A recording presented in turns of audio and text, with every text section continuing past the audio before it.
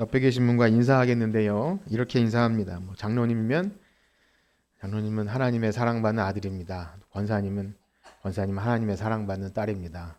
준비되셨죠? 자, 누가 인사할지 한번 옆을 쳐다보시고, 자, 시작. 네, 장로님은 하나님의 사랑받는 아들입니다. 집사님은 딸입니다. 국정재 집사님. 네. 딸이시죠? 아들.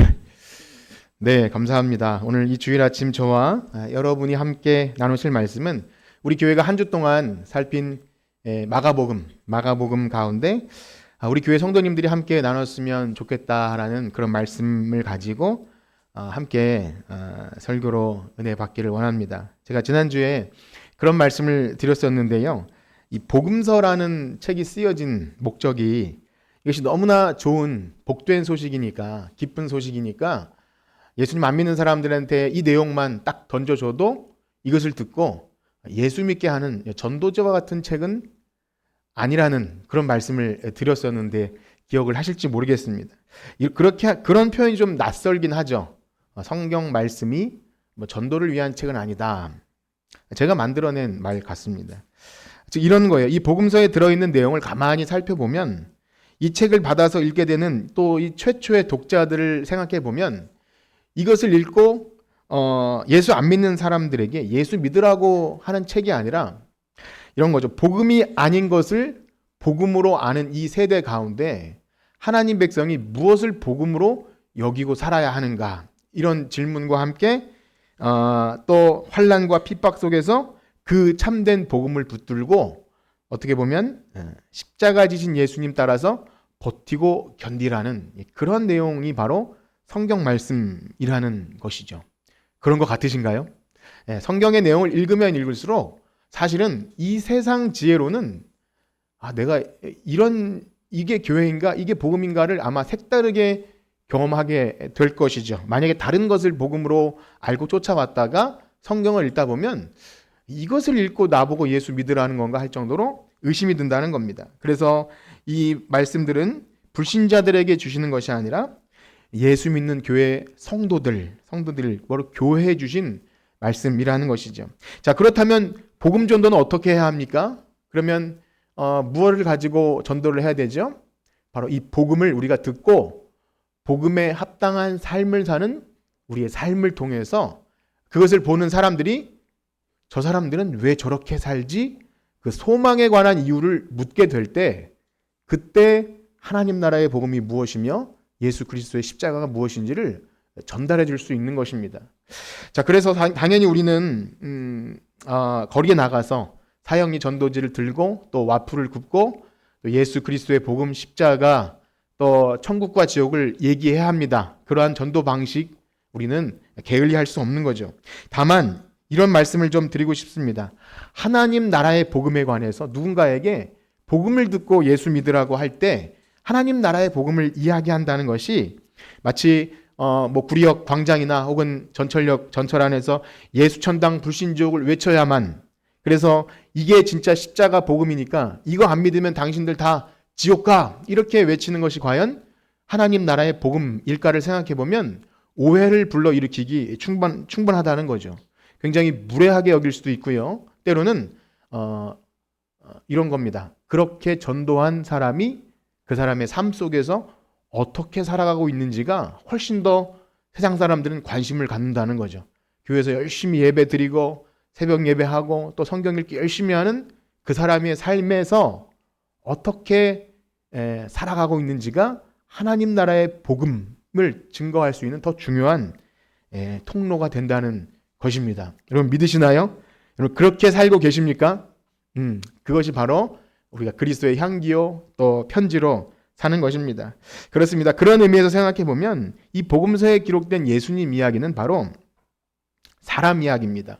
이 땅에 사람의 몸을 입고 오셔서 어떤 것이 하나님 나라 복음에 합당한 삶을 살아내셨는가, 그 이야기를, 참 사람의 모델을 예수님이 보여주시는 거죠. 그런데 그렇다고 예수님의 모든 행적이 사람들에게 윤리와 도덕과 공정과 상식으로 박수받거나 칭찬받는 이야기도 또 아닙니다. 어떤 사람에게는 그야말로 하늘문이 열리는 너무나 행복한 이야기일 수도 있지만 어떤 사람에게는 굉장히 불편해요. 불편하고 그냥 듣지 말걸, 그냥 그분을 만나지 말걸 하는 불합리한 이야기로 들리기도 한다는 것입니다. 왜냐하면 성경에서 보게 되는 예수님 이야기는요, 가만히 보면 굉장히 이 땅의 어떤 시간과 물질의 개념으로 따지면 불합리하기도 하고 효율성이 떨어지기는 낭비, 참 쓸데없는 일에 이런 시간과 에너지를 쏟아야 하나라는 그런 생각을 들게 한다는 것입니다. 그런데 놀라운 사실은요, 그러한 예수님의 말도 안 되는 그 허비, 예수님이 하신 그 모든 사랑의 허비 때문에 우리가 구원을 얻게 된 줄 믿습니다. 예수님께서 그 허비하심이 없었다면 우리는 어떤 누구에게도 구원은 없는 것이죠. 그리고 놀랍게도 그 예수님을 구주로 영접한 사람들은 그 허비하는 삶을 산다는 겁니다. 예수님이 사셨던 방식대로 이 세상 물질과 시간과 어떤 인간이 이루고자 하는 목적 중심이 아니라 하나님이 찾으신 한 영혼을 위해서 과연 저런 것을 저렇게 낭비해도 되나 할 정도로 시간과 에너지를 그렇게 쏟고 산다는 거죠. 여러분 어떻습니까? 그런 허비의 삶을 살고 계십니까?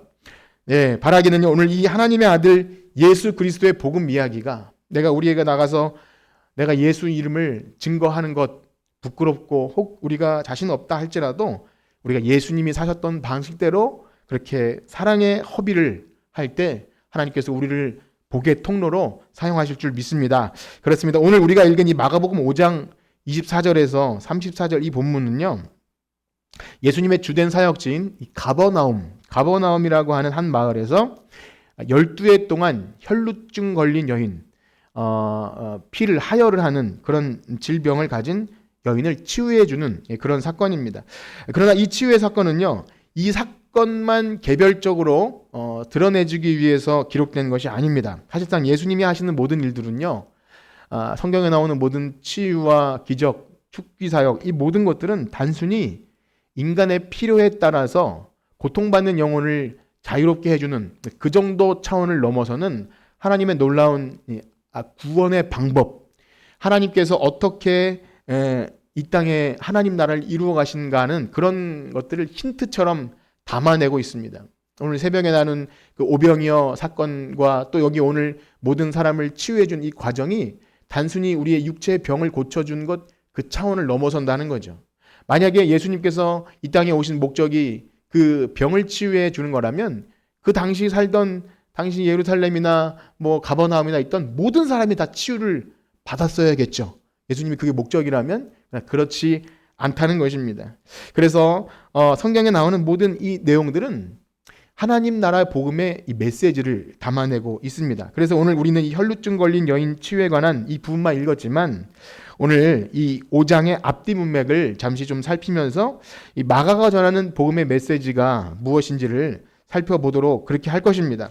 그래서 이 마가복음 5장의 시작은 우리 5장을 잠깐 이렇게 보시면 처음에 무슨 이야기로부터 시작되냐면 이 예수님이 거라사라는 지역을 가시는 일로 시작됩니다. 거라사, 이 이름이 특이하죠. 한번 따라해 볼까요? 거라사. 예, 거라사. 그래서 제가 생각을 해봤습니다. 거라사. 초성을 따 보니까 구리시랑 비슷해요. 구리시. 그렇지 않습니까? 예. 그냥 여러분 웃겨드리려고 한 얘기예요. 구리시랑은 아무 상관도 없는데 그런 마을이 있었다. 거라사라는 그 지역에 가서 전하시는데요. 사실은 그 전날까지 예수님은 가르치시고 전도하신 일 때문에 너무 지치고 피곤하셨어요. 너무 늦게까지 사역을 하셔서 그냥 몸을 지친 몸을 이끌고 배에 그냥 털썩 그냥 이렇게 배에다 몸을 실으셨어요. 그래서 배에서 주무셨죠. 그 사건이 있는 것이 바로 거라사라고 하는 그 과정입니다. 그래서 그 풍랑을 뚫고 지친 몸을 이끌고 풍랑을 뚫고 거라사로 가셨어요. 왜 가셨습니까?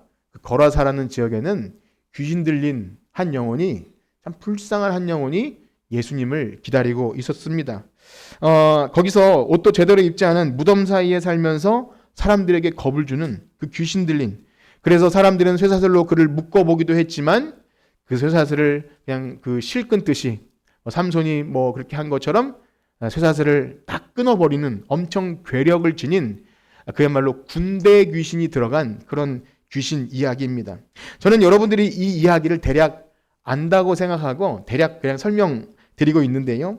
혹시 모르신다면 여러분 집에 가셔서 마가복음 5장 이 거라사의 군대 귀신 이야기를 좀 읽어보시고 가능하다면 여러분 한 주 동안 사시면서 우리 한 주 동안 매일 성경 진행되고 있는 매일 성경의 본문을 한번 같이 묵상해 보셨으면 오늘 주일날 듣는 설교가 많이 도움이 될 것입니다. 그래서 제가 주보에다가 매일 성경 본문을 이렇게 기록해 드렸어요. 한번 주보 들어보실래요? 주보 보시면 뒤에 있으니까 매일 성경이 혹시 없으시더라도 이번 주에 우리 교회 성도님들이 대부분 한 7, 80% 이상은 이 말씀을 보겠구나 라고 생각이 드시고 여러분들도 그 7, 80% 이상에 들어가시기를 간절히 축복합니다. 자, 제가 말씀드리는 이유는 이 군대 귀신 이야기를 메인으로 제가 다 설명드리지는 않다는 것이죠. 자, 제가 여기서 드리고 싶은 말씀은 이것입니다. 예수님께서 그 사람에게 이제 귀신을 쫓아내시는 과정 가운데 이런 일이 있는 거예요. 그 귀신이 참 특이하게도 제가 나가겠는데 저 옆에 있는 돼지떼에게 저를 보내주십시오. 막 그렇게 요청한 거예요. 예수님은 왜 그러셨는지 그걸 허락하십니다. 그래서 어떻게 되죠? 그 귀신이 돼지떼에게로 들어갔는데 돼지떼가 비탈로 내리달아서 2,000마리 되는 돼지떼가 그만 물속으로 몰사하는 참 끔찍한 일이 벌어진 겁니다. 그러니 사람들의 반응이 어떠했습니까? 예수님께 제발 이 마을에서 떠나주십시오. 그렇게 한 거예요. 물론 이 사람들의 반응은 당연히 이해가 되죠. 이 돼지로 생업을 이어가는 사람들에게는 굉장히 큰 물질적 손해가 일어난 것입니다. 그런데 단순히 이 이야기는요, 이것을 보게 합니다. 이 세상 사람들의 한 영혼을 대하는 그 가치, 한 영혼을 어떻게 여기는지를 여실히 보여주는 사건이죠. 지금 자기 마을의 골칫거리가 되었던 귀신 들린 한 사람이 예수님을 만나고 단정하게 옷을 입고 그 막 옷을 벗고 쇠사슬 끄던 그 미친 광인이 단정하게 옷을 입고 앉아있는 것 참 신기하긴 하지만 그러나 그 자유한 영혼보다 돼지떼 2,000마리가 너무 아까워서 지금 예수님을 좀 원망하고 하나님의 아들이신 예수님을 떠나달라 그렇게 요청하는 거죠. 물론 이 일은 우리가 많이 설명드리지 않아도 이것저것 따져보면 우리라도 그런 생각을 했을 것 같습니다. 상식적인 일이죠. 큰 손해가 맞습니다. 그러나 문제는 이겁니다. 자신들의 일어난 물질적인 손해로 말미암아 한 영혼을 천하보다 귀히 여기시는 예수님을 보지 못하게 하였다는 것입니다. 하나님 나라의 놀라운 복들을 보지 못하는 안타까운 일들이 벌어졌다는 거죠. 그래서 예수님은 그냥 그 마을을 떠나죠. 그래서 이 거라사의 사건은 찜찜하게 그냥 그렇게 막을 내립니다. 그런데 예수님은 그 거라사 마을 사람들에게 어떠한 대답도 하지 않으셨지만 저는 이어지는 말씀이 바로 예수님의 대답이라고 그렇게 생각하고 읽었습니다. 그 원망과 불평 속에서 한 영혼을 구한 것을 아까워하는 돼지떼 2,000마리를 더 귀히 여기는 그들에게 이제 이어지는 본문은 예수님에 대한 대답이라는 것이죠. 그렇습니다. 이어지는 이야기가 무엇입니까? 바로 회당장 야이로 이제 가버나움 지역으로 가셨는데 배를 타고 거라사에서 다시 배를 타고 가버나움에 가셨는데 거기 가보니까 회당장 야이로라고 하는 사람이 자기의 딸, 죽어가는 12살 딸을 낳게 하기 위해서 예수님을 기다리고 있었다는 것입니다. 그래서 가버나움을 가시는 사건으로 이어지죠. 거라사에서 배척받으신 예수님은 다행히도 가버나움에서는 환대를 받으셨어요. 예수님을 막 기다리는 사람들이 엄청 많았던 거죠. 자, 그렇다면 이들은 참된 복음을 알고 예수님을 기다렸던 걸까요? 역시 그렇지 않습니다. 당장 그들에게 어떤 손해가 나지 않았거든요. 아마 그들에게도 어떤 손해가 났으면 예수님을 다른 눈으로 쳐다봤을 수도 있었을 것입니다. 그런데 그런 손해 나는 것 없이 귀신도 떠나가게 하시고 병자도 고쳐주시니까 예수님이 어떤 분이시든지 간에 땡큐인 거예요. 그게 이제 복음인 거죠. 사실 우리도 별반 다르지 않을 겁니다. 나에게 좋은 일이 일어나야 복음이지 교회 나가서 손해 난다고 하면 누가 그것을 복음으로 여기겠습니까? 우리도 별반 다르지 않죠. 그런데 거라사에 도착했을 때는요. 귀신 들린 사람이 제일 먼저 예수님을 맞이했다면 말씀드린 대로 이 가버나움에서 제일 먼저 예수님을 기다리는 사람이 누구라고 했습니까? 회당장 야이로. 우리 한번 따라해 볼까요? 회당장 야이로. 예. 야이로라는 이름은 우리나라 이름하고 별로 달라서 빗댈 것은 없지만 야이로라는 사람이 자신의 12살 먹은 딸아이가 질병에 걸려 죽어가니까 제발 저희 집에 오셔서 제 딸 좀 살려주십시오. 이게 가버나움의 첫 사건입니다.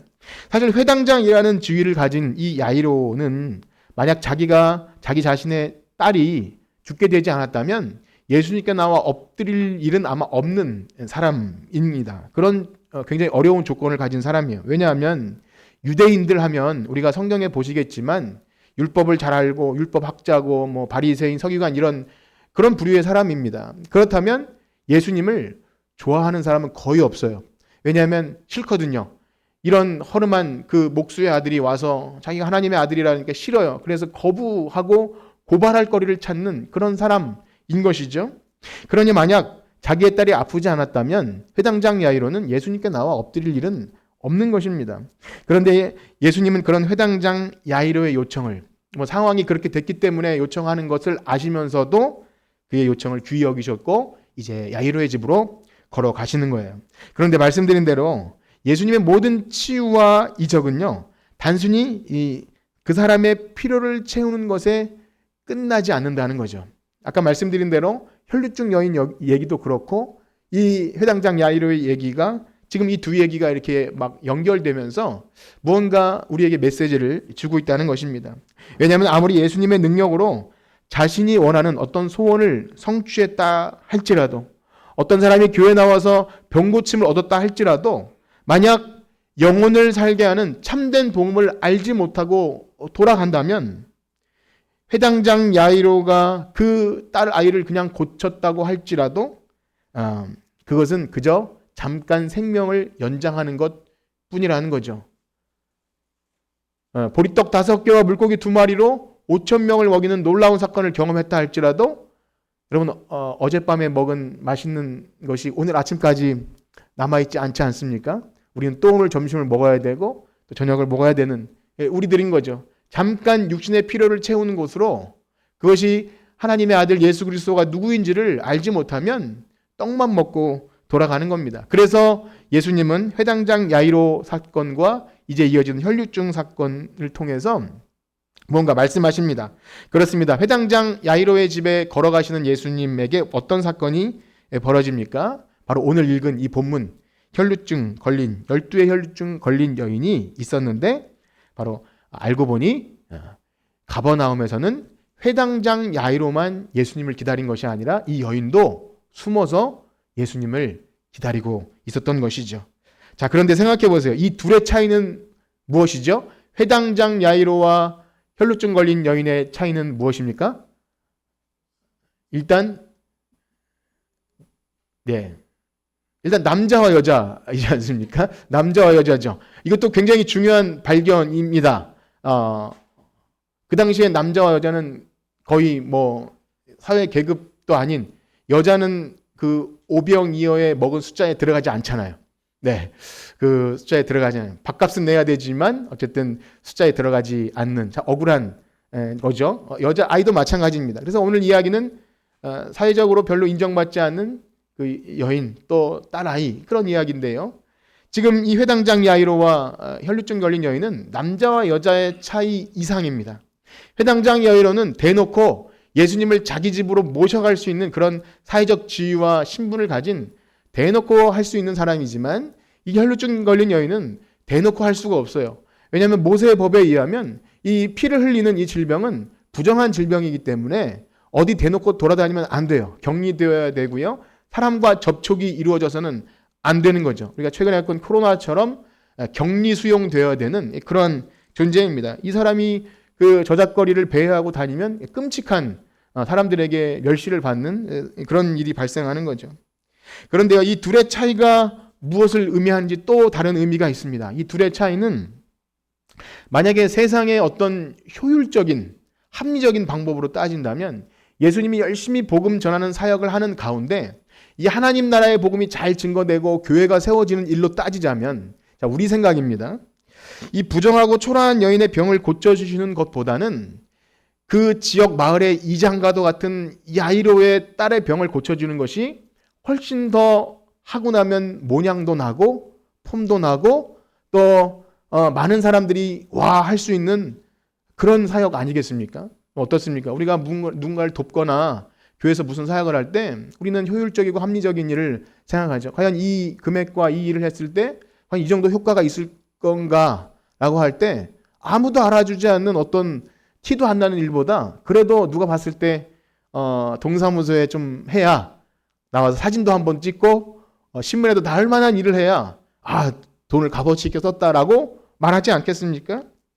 그렇습니다. 그러니 예수님은 지체하지 않고 이 혈루증 열린 여인은 이제 말씀드리겠지만 얼른 그 많은 인파를 뚫고 회당장 야이로의 집에 가셨어야 합니다. 그런데 무슨 일이 발생하죠? 그만 혈루증 걸린 여인이 대놓고 고쳐달라고 못하니까 오늘 말씀해 보면 뒤에 와서 조용히 몰래 사람들 사이에 끼어서 그러니까 손만 살짝 그 군중 속에서 손만 내밀었을 것 같아요.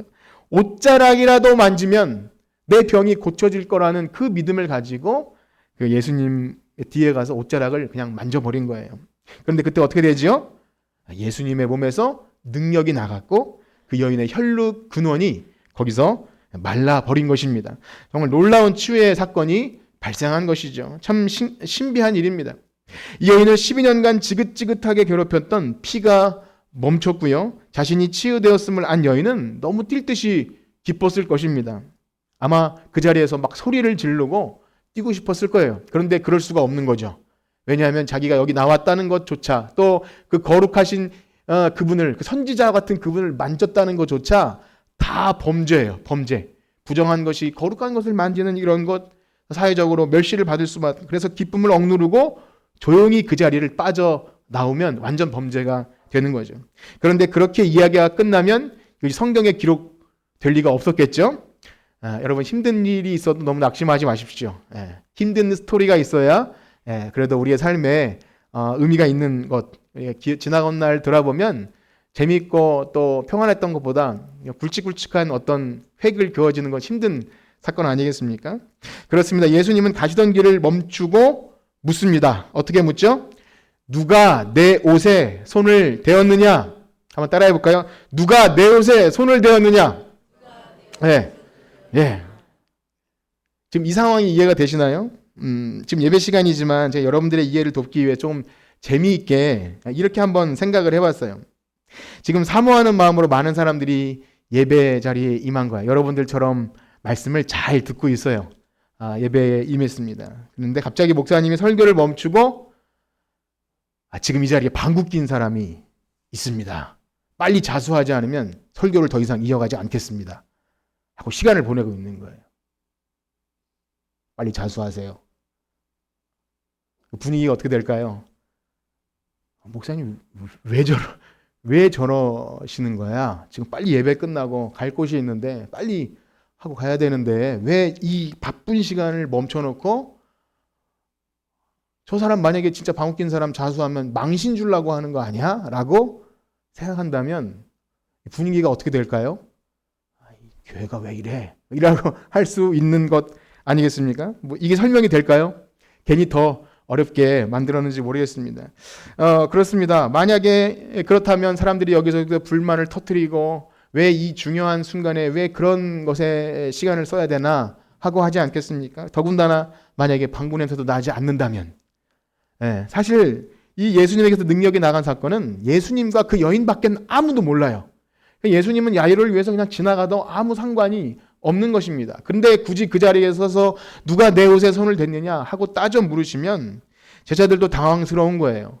여러분 세상 사람들이 많은 모이는 그 인파 속에 막 유명 연예인이나 정치인이 오면 시장에서 왜 어떤 유명한 정치인이 오면 사람들이 한번 셀카 한번 찍어보려고 막 사람들이 밀고 밀치고 경호원이 없다면 아마 수많은 터치가 일어나지 않겠습니까? 옷이라도 한번 만져보고. 여러분도 그렇지 않겠습니까? 저는 안 그렇습니다. 저는 별로 그런 거 별로 관심이 없어서 저는 별로 이렇게 막 사람들 비집고 들어가서 이렇게 그런 건 별로 좋아하지 않는데 어쨌든 그래도 제가 좋아하는 사람이 있으면 가서 같이 사진 찍고 그러고 싶겠죠. 많은 터치가 일어났을 것입니다. 그런데 그 가운데 그러고 계시면 얼마나 사람들이 좀 난감할까요? 그런데 그 중에서 제일 짜증나는 사람이 누굴까요? 회당장 야이로 아니겠습니까?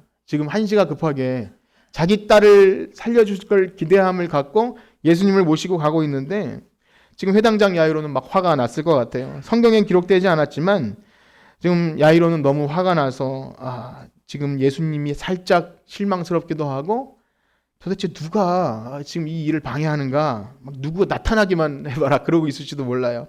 그런데 그때 그 여인이 자기에게 말씀하시는 줄 알고 자수를 하죠. 우리 5장 33절을 한번 읽겠습니다. 마가복음 5장 33절입니다. 시작. 여자가 자기에게 이루어진 일을 알고 두려워하여 떨며 와서 그 앞에 엎드려 모든 사실을 여쭈니. 그렇습니다. 여인은 두려워합니다. 두려워한 이유는 무엇이죠? 이분이 하나님이 보내신 사람이라면 자신은 그 모세의 율법대로 부정한 여인인데 무엇과도 접촉하면 안 되기에 격리되어 있을 때 내가 그 바이러스 같은 내가 거룩하신 분에게 손을 댔고 다른 사람의 시선을 속였고 여러 가지 이 범죄 사실이 있기 때문에 당연히 그 여인은 비방을 받고 뭐 간음은 아니니까 돌에 맞진 않았을지라도 어쨌든 굉장한 비난을 받았을 것입니다. 그러나 이러한 두려운 생각을 갖게 한 것은 무엇입니까? 율법이 아니죠. 사실상 회당장 야이로와 같은 하나님의 율법을 오해한 사람들이 율법을 잘 알고 하나님을 사랑한다고 하는 사람들이 이 율법을 가지고 무거운 짐을 쥐어줬기 때문에 두려웠고 정죄감에 빠질 수밖에 없었던 것입니다. 그때 예수님은 무엇라고 말씀하시죠? 우리 34절을 이어서 읽겠습니다. 시작. 예수께서 이르시되 딸아 내 믿음이 너를 구원하였으니 평안히 가라. 내 병에서 놓여 건강할. 아멘. 예수님은 여인을 정죄하시기 위해 오신 것이 아닙니다. 또 범인을 색출해서 망신 주려고 한 것이 아니라 야, 너 몰래 내 몸에 손을 대고 병만 낫고 돌아가지 말고 내가 누군 줄 알고 너의 영혼의 구원을 주실 하나님의 아들을 만나고 가라. 그런 그 여인을 위한 예수님의 복음 선포가 있는 것입니다. 그렇습니다. 건강한 자에게는 의원이 쓸데없고 병든 자에게라 쓸데있는 것처럼 예수님은 의인을 부르러 온 것이 아니라 죄인을 부르러 오신 줄 믿습니다. 그래서 예수님은 우리를 정죄하러 오신 분이 아니라 죄인을 불러 회개시키러 오신 분임을 알고 우린 예수님께 나올 때 우리의 죄들, 더러운 것, 두려운 것 할 거 없이 우린 다 그렇게 내놔야 하는 거죠. 여기까지 참 훈훈하고 좋습니다. 참 어떻게 보면 해피엔딩처럼 끝날 수 있는 일이죠. 근데 사실 이제부터 문제는 사실 시작입니다. 그 예수님의 사랑의 음성, 딸아 내 믿음이 너를 구원하였다. 이 사랑의 음성이 울려 퍼지는 동안에도 그 예수님의 사랑의 행동을 제일 힘들고 불편하게 여긴 사람, 사실은 회당장 야이로였을 것입니다. 예수님이 아무리 사랑의 행동을 하셔도 불편한 사람이 있는 거죠. 여러분 그렇지 않습니까? 옆에 있는 믿음 좋은 사람들이 굉장히 좋은 일을 해도 불편한 사람은 항상 있어요. 회당장으로서 만약 그 부정한 여인이 회당에 들어올 것 같으면 막는 일을 했을 사람이 바로 회당장이죠. 그런데 그가 지금 사랑하는 자기의 딸을 살리러 가는 이 긴박한 길에 그 부정한 여인이 예수님을 가는 길을 막아섰다고 생각하니까 얼마나 짜증이 나고 막 미웠겠습니까? 우리라고 안 그랬을까요? 우리도 충분히 미워하고 저도 굉장히 화가 났을 것 같아요. 그러나 정말 걱정이 현실이 되죠. 이상하게도 시험 들만한 사람이 있을 때 그런 일이 안 일어났으면 좋겠는데 이상하게 시험에 걸려 들만한 일이 자주 일어나는 것을 보게 됩니다. 잘 그런 일이 피해가지 않더라고요. 우리 5장 35절 읽겠습니다. 5장 35절입니다. 시작. 아직 예수께서 말씀하실 때 회당장의 집에서 사람들이 와서 회당장에게 이르되 당신의 딸이 한생을 더 괴롭게. 예수님께서 아직 말씀하실 때 무슨 말씀을 하실 때인가요? 딸아 내 믿음이 너를 구원하였다. 평안히 가라. 이렇게 훈훈한 이야기, 그 얘기하고 있는 중간에 야이로의 집에 사람들이 와요.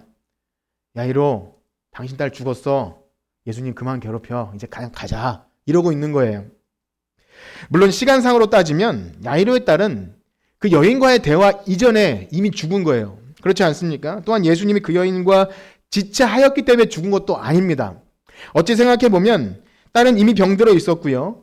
예수님과 그 여인의 그 야이로의 집의 거리가 얼마인지 모르지만 아마 야이로가 예수님을 기다리기 위해서 가버나움 그 항구 부두에 나오는 이미 그때 딸은 죽었을 수도 있는 것이죠. 시간을 정확히 계산해 보진 않았지만 어쨌든 딸은 그 여인 때문에 죽은 것도 아니고 예수님 때문에, 예수님이 지체했기 때문에 죽은 것도 아닙니다. 그러나 타임이 그렇게 맞아 들어갔을 때 시험에 걸려 넘어질 수밖에 없고 이제 원망은 예수님께 돌아가고 그 여인에게 돌아가는 것입니다. 저는 여기서 참 우리가 하나님을 어떻게 생각하고 있는지를 참 묵상하게 됩니다. 우린 때때로 내가 생각하는 어떤 가능성, 내 시간과 내 계획대로 착착 진행돼야, 그리고 하나님을 나의 보조수단으로 여기고 그렇게 해 주셔야 하나님입니다, 그렇게 여길 때가 있는지 우리는 생각하게 되죠. 그래서 내가 원하는 것을 해 주시는 분으로 하나님을 여깁니다. 문제는 언제 발생하죠? 내 수준에서 생각하는 가능성이 끝나버리면 이제 예수님은 더 이상 우리 집에 가실 이유가 없어진 거예요. 예수님 무엇하러 가세요? 이제는 안 가셔도 됩니다 하고 예수님이 우리 집에 가실 필요가 없는 분으로 여기는 거죠. 그러면 예수님은 뭐죠? 우리의 주인이 아니라 내 소원을 이루기 위한 보조수단이에요. 내 긴급한 필요에 의해서 소환당하는 그런 분인 거죠. 그러니 오늘날 많은 사람들이 내 삶에 더 이상 부족한 것이 없어졌을 때 예수님을 더 이상 믿지 않는 이유, 교회를 떠나는 이유는 그 중에 한 가지가 아닐까, 그런 생각이 듭니다. 그렇습니다. 아마 야이로도 더 이상 예수님이 필요가 없어졌을 것 같습니다. 그러나 그때 예수님은 그 죽었다는 이야기를 들은 야이로에게 얼른 선수를 채서 기다렸다는 듯이 이렇게 말씀하시죠. 우리 36절 읽겠습니다. 시작. 예수께서 그 하는 말을 곁에서 들으시고 회당장에게 이르시되 두려워하지 말고. 아멘. 예수님은 딸의 죽음을 소식을 들은 그 야이로가 두려워하고 있다는 것을 아셨습니다. 혈루증 걸린 여인도 두려웠죠. 그 여인은 자기의 부정함이 노출될까 봐 두려웠고요. 정죄받을까 봐 두려웠다면 회당장 야이로는 자신의 딸의 죽음 앞에 두려웠습니다. 두려움의 이유는 각각 다릅니다. 우리들도 두려움의 그 원인이 여러분 삶에 다 다르지만 예수님은 그 두려움을 아셨고요. 그 두려움에 매여 있지 말고 예수님께 갖고 나오라, 그렇게 말씀하십니다. 그렇습니다. 야이로는 방금 전까지만 해도 자기가 생각하는 시간 계획에 따라 움직여주는 것, 그래서 그것을 희망을 붙들고 믿음을 가졌습니다. 예수님만 오시면 나올 수 있을 것이다. 내가 생각한 내 수준의 계획인 것이죠. 그런데 그것이 사라질 때 두렵습니다. 예수님이 계셔도 여전히 두렵습니다. 그러나 예수님은요, 이 모든 상황을 아셨고요. 조금 잔인하게 느껴지긴 하지만 야이로가 그 신락 같은 희망까지 다 잃어버린 상태가 됐을 때, 전에는 그 신락 같은 희망이 내 믿음인 줄 알고 착각했지만 이제는 모든 가능성이 사라진 상태에서도 주님만 바라보게 하시는 그 믿음을 갖기를 원하셨던 것입니다. 그리고 이제 자기가 생각하는 가능성을 믿음으로 착각하는 것이 아니라 부활이요 생명이신 예수님, 죽음까지도 이기시는 예수님을 보게 하시게 하신 줄 믿습니다. 야이로에게 그것을 알게 하시길 원하셨어요. 그리고 그렇게 말씀하신 예수님은 이후에 야이로의 집에 가서 우리가 그 유명한 이야기 알지 않습니까? 달리다굼, 소녀야 일어나라, 그렇게 그의 딸을 살려주신 줄 믿습니다. 그런데요, 오늘의 핵심은 사실 이제부터입니다. 딸이 살아난 것보다 우리가 이렇게 몇 가지 사실을 제가 빠르게 말씀드렸는데 이것을 연결한 이유를 알아야 합니다. 왜냐하면 딸이 살아나는 놀라운 일을 경험했을지라도 그 딸도 좀 있으면 나이 들면 죽기도 하고요, 병 들면 또 죽기도 합니다. 그러니 죽었던 딸이 살아나는 신비한 기적보다 지금 예수님께서 사랑하는 이 야이로가 예수님을 어떤 분으로 아는가, 이게 중요한 거예요. 예수님을 만났을 때 얻어야 될 그 생명의 복음, 하나님 나라의 그 신비함, 그것을 알기를 원했죠. 무엇보다 하나님이 그를 얼마나 사랑하시는지를 알기를 원하셨습니다. 그래서 예수님께서 야이로의 애타는 마음을 아시면서도 야이로의 앞에서 이 혈루증 걸린 여인과 시간을 보내셨다고 전 그렇게 생각이 됩니다. 그 여인과 어떤 말씀을 나누셨는지 다시 한번 읽도록 하겠습니다. 우리 5장 34절인데요. 우리 5장 34절 다시 한번 읽겠습니다. 시작. 예수께서 이르시되 딸아, 내 믿음이 너를 구원하였으니 평안히 가라. 네. 아멘. 예수님은 여인에게 딸아, 그렇게 부르셨어요. 여기서 이 딸아 할 때 이 헬라어 뒤가테르라는 것은요, 아빠가 자기 사랑하는 딸을 부를 때 쓰는 굉장히 다정한 그런 단어라고 합니다. 사랑하는 내 딸아, 다정하게 부르시는 거죠. 그 상황을 보고 있던 야이로는 무슨 생각을 하였겠습니까? 자신의 너무나도 소중한 그 딸을 살리기 위해서 자기의 모든 자존심을 내려놓고 사실은 사회적 지위를 봤을 때 예수님 앞에 엎드릴 수 없는 그 자기가 이 자신의 사랑하는 딸을 살리기 위해 나도 이렇게 나왔는데 그 딸을 생각할 때 예수님이 말씀하시는 그 여인도 참 딸이라는 거죠. 아빠에게 있어서 딸에게 느껴지는 이 마음은 이상하게 아들하고는 좀 다르다는 것을 느끼게 됩니다. 여러분 그거 아시나요? 혹시 아들만 있는 집은 딸 하나 더 낳기를 축복합니다. 이번 주 아이들이 장염에 걸려서 막 토하고 싸고 그런 일이 좀 있었는데 변기를 부여잡고 그랬는데 아들이 토할 때 안타깝죠. 아들이 토하면 아이고 아프구나. 차에서 토하면 더럽습니다. 예, 아들이 토하면 야 네가 토한 거 빨리 치워 그러고 싶은데 딸이 토하니까 또 느낌이 달라요. 병원에서 진료를 받고 나오는데 딸 아이 하나가 아빠 토할 것 같아요. 전봇대를 부여잡고 쫙쫙 쏟아내는데 좀 창피하기도 하지만 좀 쩌릿쩌릿한 그런 느낌이었어요. 딸이 토하니까 다르구나. 아빠가 딸에게 느끼는 감정은 좀 다른 것 같습니다. 이 말씀을 드리는 이유는 그 야이로의 마음을 아셨기 때문에 그 야이로 앞에서 굳이 이 혈루증 여인을 붙잡고 그렇게 딸아 내 믿음이 너를 구원하였다. 알고 보니 이 회당장으로서 율법을 강조했던 자신이 이 부정한 여인의 이 부정을 잘 알기에 사실은 납득이 안 되었지만 이 예수님의 말씀을 듣고 보니 이 여인도 언젠가는 어떤 아빠의 사랑스러운 딸이었다는 것을 알게 되죠. 예, 그리고 자신은 그 전에 그 율법이라는 잣대를 가지고 그 여인을 정죄했던 자신을 생각하게 된 것입니다. 그래서 예수님은 오늘 속히 가셔서 야이로의 딸을 그냥 살려주실 수도 있지만 혈루증 여인을 고치는 사건을 통해 시간을 지체하면서 이 야이로에게 하나님이 우리를 얼마나 사랑하는 아들, 딸로 여기시는지를 드러내 주신 것입니다. 그래서 이렇게 말씀하시는 것 같아요. 야이로야, 너는 너의 딸이 가장 소중하지. 그런데 너가 부정하다고 여겼던 정죄했던 이 딸도 바로 내 사랑하는 딸이다. 그렇게 말씀하십니다. 회당장 야이로는 그 음성을 듣고 얼마나 많이 생각을 했을까요? 그렇습니다. 오늘 거라사 군대에 귀신 들렸던 이 사람 2,000마리 돼지 떼보다 비교할 수 없이 귀한 이 아들이었고요. 여기 사람들에게 부정하다고 정죄받던 이 혈루증 걸린 여인도 하나님의 사랑하는 딸이고 역시 회당장 야이로도 하나님의 아들이고 그 회당장 야이로의 딸도 하나님의 딸입니다. 그리고 여기 모인 우리 성도님들 한 분 한 분 우리의 겉모습이 나이가 많든 적든 우리의 외모와 상관없이 우린 다 하나님의 아들이요 딸인 줄 믿습니다. 우리 옆에 계신 분과 인사할까요? 당신 하나님의 사랑받는 아들입니다.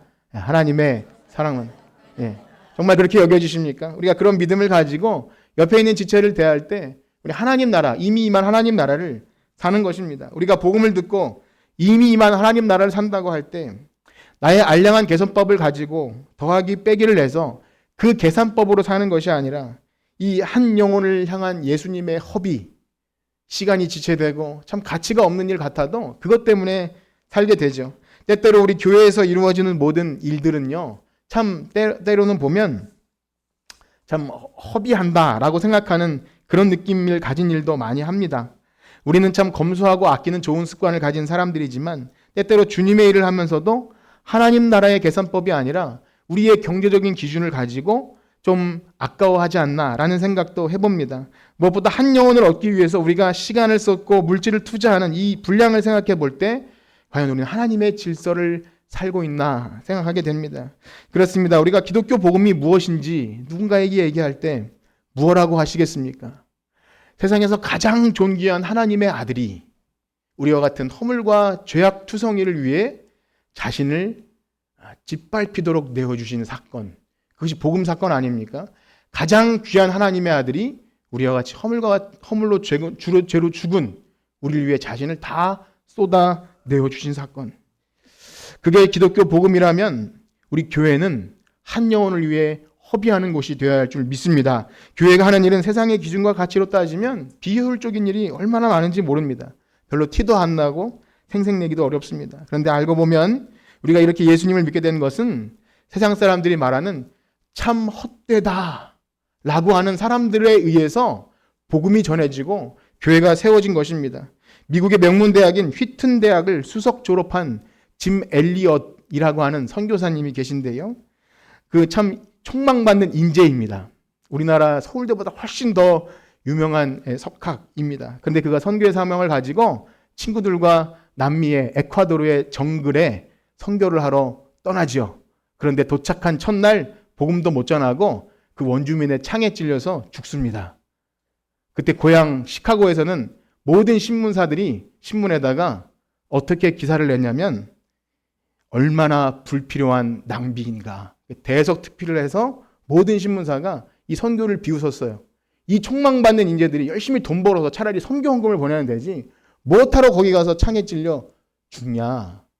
그런데 나중에 그 가족 아내와 자녀와 또 친구들이 반박 기사를 내고 아닙니다. 엘리엇은 가장 행복한 삶을 살았습니다. 그리고 많은 청년들이 선교에 동원이 됩니다. 그리고 그 에콰도르 그 원주민들이 복음을 듣고 수백 개의 교회가 생기고 거기에 한 명은 죽었지만 하늘의 미랄이 떨어져 땅에 떨어져 죽어서 30배, 60배, 100배 결실을 맺은 것처럼 참 놀라운 복음 역사가 일어난 것이죠.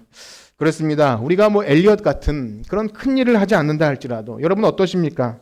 우리가 복음을 듣고 하나님 나라를 살아갈 때 우리 옆에 있는 교회 한 지체를 대할 때 하나님이 사랑받는 한 아들, 딸로 대하고 있습니까? 만약에 그렇지 않다면 나는 예수 믿어 죽어 천국 가. 나는 복음을 알아. 그것은 이상한 복음입니다. 우리가 사람들을 대할 때 우리가 가정과 직장과 사회에서 한 영혼을 대할 때 우리의 자세는 우리의 그 가치를 평가할 때 돈이나 내 시간, 내 아까운 것을 가지고 대한다면 우리는 하나님의 나라의 질서를 사는 것이 아닙니다. 제가 이 말씀을 드리면서 저는 그렇게 살고 있다고 자랑스럽게 말씀드리는 것은 또한 결코 아닙니다. 저도 설교자이기 이전에 가정에 돌아가고 또 교회를 어떻게 보면 운영하기도 하고 물질 사용과 여러 가지 앞에서 많은 사람을 대할 때 과연 나는 하나님 나라의 질서로 한 영혼을 대하고 있는가 생각할 때 회개도 많이 되고 그런 부끄러움도 있습니다. 바라기는요. 우리 교회 성도님들이 또한 우리 교회가 이 하나님 나라의 사랑의 허비 예수님께서 하신 이 일 때문에 우리가 구원받았음을 믿고 우리도 그 하나님 나라의 계산법으로 살아가는 우리가 되기를 축복합니다. 그렇게 한 영혼이 돌아와서 천국 백성 될 때 이 혈루증 걸린 여인을 보시며 사랑하는 내 딸아 그렇게 기뻐하심처럼 우리 한 영혼을 향해 기뻐할 수 있는 사랑의 허비를 하는 우리 모두가 되시기를 주님의 이름으로 축복합니다.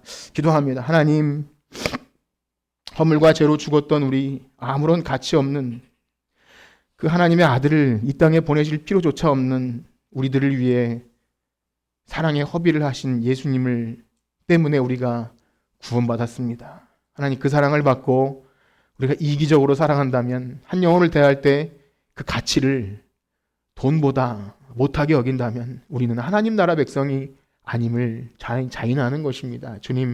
주님께서 하신 모든 일들을 유심히 살펴보면 우리가 어떻게 살아야 되는지를 알게 됩니다. 그리고 그것을 따라 살아갈 때 사람들은 우리에게 소망에 관한 이유를 묻게 될 것입니다. 우리가 사람들에게 십자가, 복음, 보혈, 예수 얘기하지 않아도 우리가 예수님처럼 살아갈 때 우리에게 예수님이 누구신지 묻게 될 줄 믿습니다. 하나님 우리 교회가 우리 가정이 우리 한 사람 한 사람이 그렇게 하나님 나라의 복음을 전하러 오신 예수님처럼 사랑의 허비를 하는 우리 모두가 되게 하여 주시옵소서. 감사하며 예수님의 이름으로 기도드립니다. 아멘. 우리